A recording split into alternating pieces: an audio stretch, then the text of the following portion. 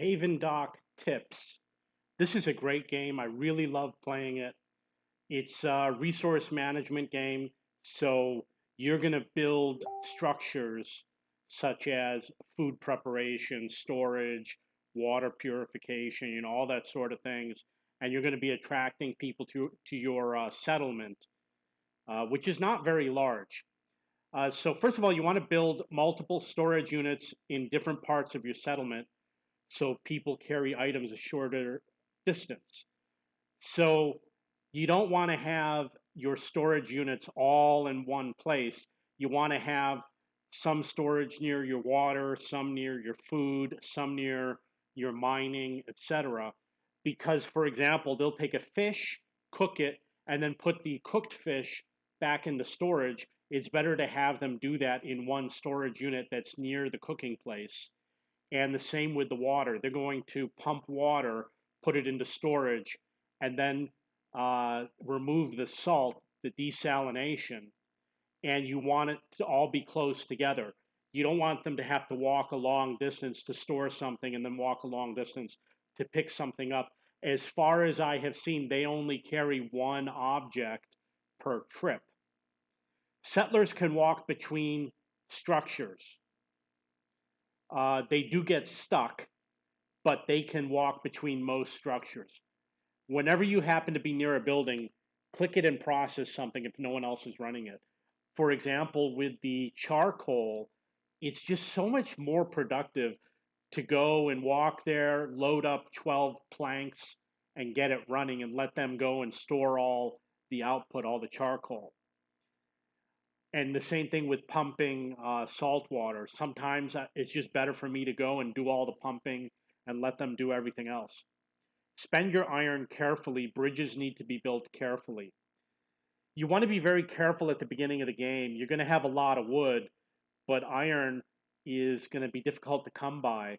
And when you build your bridges, you want to go to the most important thing. You want to get new settlers to help you out. So you want to build your bridges towards settlers. For example, there's a chicken coop, but if you build in that direction, it's going to be a long time before you get use out of those chickens because you have to make chicken feed, which is going to be a complex resource chain.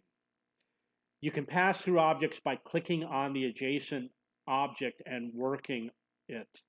So if you have a structure that's between you and another structure, you can work the structures that you're standing next to, and sometimes you can work the structures next to them also.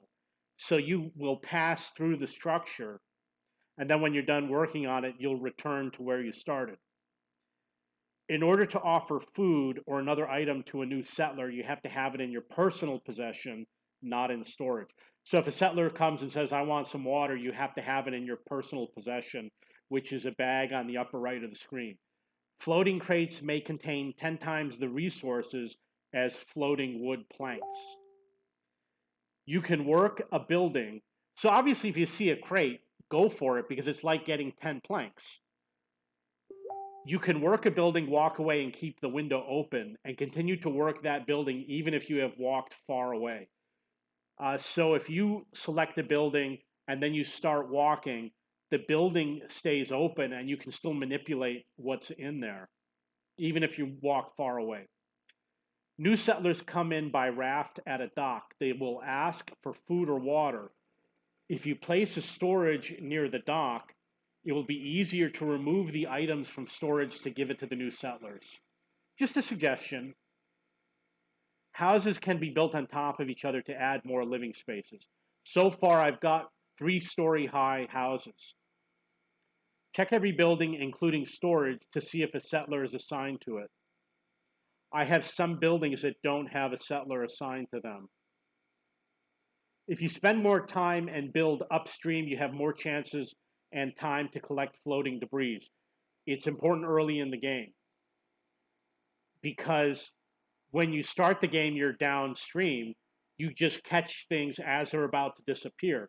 But you can go upstream, and if you see something, you got time to run after it. And plus, you want to build your dock going lengthwise across the map so you can reach everything. Some objects such as birdhouses can be built far away because they take a long time to collect resources and do not require anyone to operate the object. I believe they take many minutes to collect seeds. And once you get the parrots will do all the delivery and they'll make it very easy. So building birdhouses far away is a really great idea. You don't even need to have a bridge. You can upgrade some objects such as the grill to perform its job faster. You can go to the distillery and click drink to drink until you're full. If you obtain chickens, they need to be added to a coop. I have 3 chickens right now. Avoid eating raw or unprocessed foods. Try to eat cooked foods. You get way more benefit from cooked foods.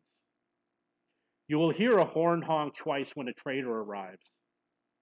I think I've had a settler arrive at the lighthouse where the traders usually arrive. Scuba huts are 10% more productive when adjacent to the ocean. I'm not sure what it means to be adjacent to the ocean. You can queue multiple input resources on workplaces such as a charcoal smelter. So the charcoal smelter can take 12 planks of wood. So you can go with 12 planks of wood, load it into the charcoal smelter while your settlers can only do one at a time. Periodically check to see if a new boat or raft has arrived. You can add items to a structure without opening the panel window.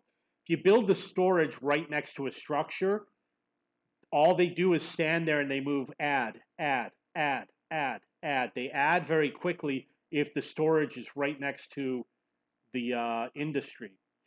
You can add items to a structure without opening the panel window. So you know what you normally do, you go up to an object and you click on it, it opens a window, and then you click to increase. You don't have to do that. You can just hold the shift button and click on the building and it will load up all the stuff without opening up the window. You can climb the lighthouse, it's a nice view. You can collect floating items when you're doing something else, such as operating a workplace. So for example, if you're pumping water and something floats by, you can grab it. And you definitely want to get the fishing rod so you can grab at a greater range. Some items can only be obtained through traders, such as the recipe book. You can assign equipment to people. Not a lot of features are in the game yet. For example, people had a lot of skills like medic skills, cooking skills. All of mine have it at 0. I don't know why yet. If you fall in the water, you will return to the center of the map at your original starting point. I walked off a bridge at night, fell in the water. Injured settlers cannot work. You got to cure them. The game pauses while you are trading. Settlers can get stuck in structures if there's not enough room to walk. I had a settler, it was a Santa Claus guy, tiny foot, and it kept saying he was walking to the church, and I realized I thought he was working on something, but he wasn't. He was stuck, and I had to build the platform to unstuck him. Build the snack stand adjacent to a farm or storage, because let's say the snack stand takes lettuce, just put it next to the farm. The food's right there. A fishing pole extends your range for grabbing items out of the water, and to catch big fish, you increase your chance of catching the big fish. If you run out of food, you'll become phased and dizzy. I ran out and the screen started to blur. Okay, these are my tips, Havendock tips from October 11th, 2022. If you come much later, you might see more tips added, and I've already got some ideas of what I want to add. It's at cheapbooks.cc. Go to the video game section or search for Havendock, or go to video-game-news.com and look for Havendock. If you have any questions or comments, please post below.